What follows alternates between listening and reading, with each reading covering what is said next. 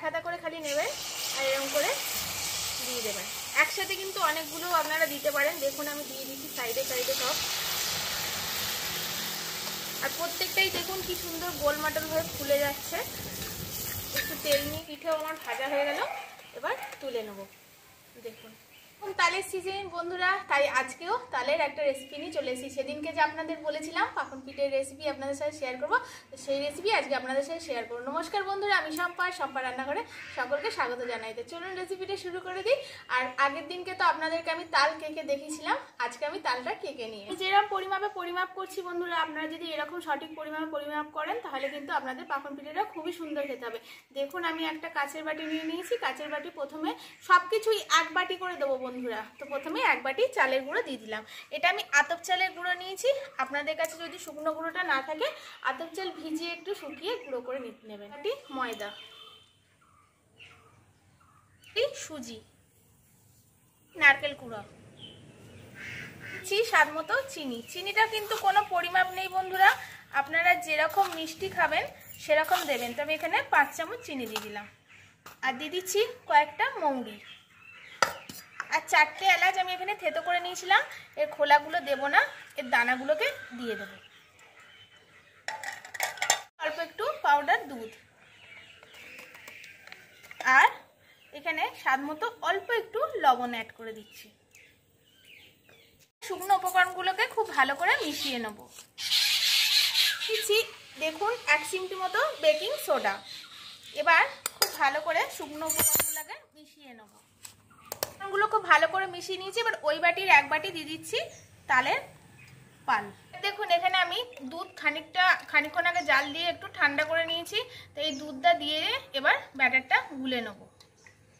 কিরকম ঘনত্বের হবে আমি গুলে দেখিয়ে দিচ্ছি আপনাদেরকে।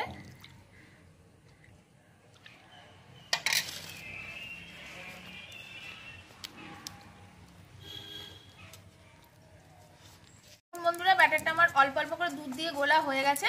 প্রথমে কিন্তু বেশি দুধ দেবেন না, অল্প অল্প করে দুধ দিয়ে গুলবেন। আর দেখুন কিরকম ঘনত্বের আমি এটাকে গুলে নিয়েছি। না বেশি মোটা না বেশি পাতলা, এরকম ঘনত্বের কিন্তু এটাকে গুলতে হবে।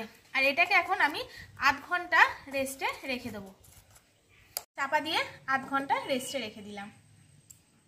পরে চলে এসেছি বন্ধুরা। দেখুন আমার ব্যাটারটা একটু ফুলেও গেছে, কিন্তু তাতে কোনো অসুবিধা নেই। কিন্তু ঘনত্বটা এরকমই হবে, বেশি পাতলা করলে কিন্তু পিঠেটা ভালো হবে না, পাখন পিঠেটা বা ভাজা পিঠেটা।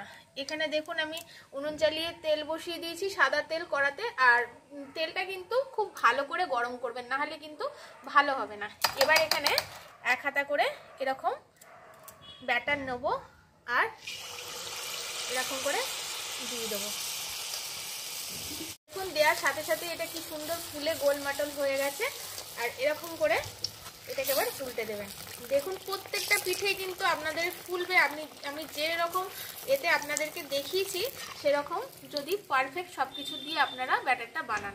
আর অবশ্যই রেস্টে রাখবেন, রেস্টে রাখলে কিন্তু খেতেও ভালো হবে।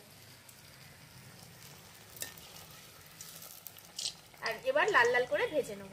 দেখুন কিরকম গোল মাটন হয়ে ফুলে গেছে। দেখুন ভাজা হয়ে গেছে, খুব বেশি সময় কিন্তু লাগে না। এবার তুলে নেব। দেখুন একদম গোল মাটল কিন্তু এরকম পিঠেগুলো হবে। আর একটা দিয়ে আমি দেখিয়ে দিচ্ছি। দেখুন এই দুটো ভাজা হয়ে গেছে। এবার এরকম করে আমি প্রত্যেকগুলোই ভেজে এক থালা পাখন পিঠে পরিবারের সকলে মিলে তো খাবো। আপনারাও এরকম পিঠে বানিয়ে পরিবারের সকলে মিলে খানার ভেতরটা কিরকম হয়েছে আমি দেখাচ্ছি বন্ধুরা। নরম, দেখুন নরম হয়েছে একদম। আর ভেতরটা দেখুন একদম জালিদার ভেতরটা। দেখুন এটা যত ঠান্ডা হবে না আরও খেতে সুন্দর লাগবে বন্ধুরা। এত সুন্দর লাগে এই পাকন বা ভাজা পিঠে, আপনারা না খেলে বুঝতে পারবেন না, খুবই সুন্দর হয়।